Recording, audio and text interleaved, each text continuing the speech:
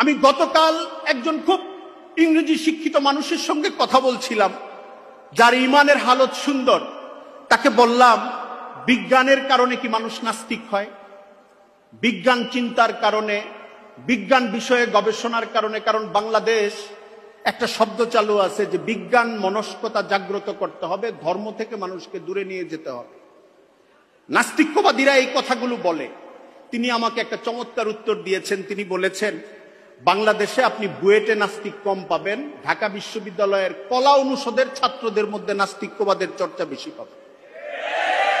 বিজ্ঞান থেকে নাস্তিক্যবাদ পৃথিবীর ইতিহাসে এটা খুব কম। যারা প্রচুর জানে দুনিয়ার লাইনেও, যারা বস্তুর আদি রহস্য নিয়ে কাজ করে, যারা জ্ঞান বিজ্ঞানের দুনিয়ার লাইনে চর্চার একটা চূড়ান্ত পর্যায়ে যায়, মাঝখানে অনেক সংশয়ে দুলতে পারে, একটা পর্যায়ে আল্লাহর উপর তার ঈমান অনিবার্য হয়ে ওঠে।